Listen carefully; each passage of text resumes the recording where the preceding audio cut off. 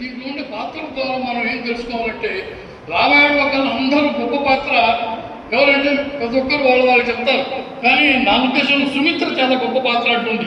ఇద్దరు సంతానం కలిగితే ఒక సంతానాన్ని రాముడికి, ఇంకో సంతానాన్ని భరతుడికి అప్పచెప్పామా నిశ్చలంగా ఉంటుంది, ఆనందంగా. కొంతమంది దీన్ని వ్యక్తీకరించి ఏం చెప్పారు, అయితే ఆమె ఎంతో స్వార్థపరురాలు, ఎవరైనా భరతుడైనా రాజైనా రాజు ఎక్కడికి పోదు శత్రుఘ్నుని పెట్టింది, రాముడు రాజైనా ఎక్కడికి పోదు రాముడిని లక్ష్మణుని పెట్టింది అంటారు. కానీ కాదు, ఆమె నిస్వార్థ సేవ. ఎందుకంటే ఎప్పుడు కూడా ఆ సేవ భావంతో ఉన్నది.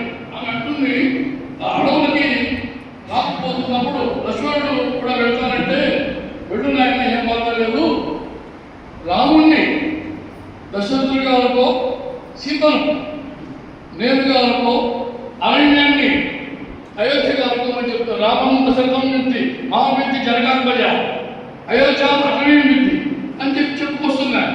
అంతటి గొప్ప ఉదాత్తమైనటువంటి గొప్ప స్త్రీమూర్తి. అటువంటి ఆ తత్వం కలిగిన పర్సనాలిటీ డెవలప్మెంట్, మూర్తిమత్వ వికాసంలో సుమిత్ర పాత్ర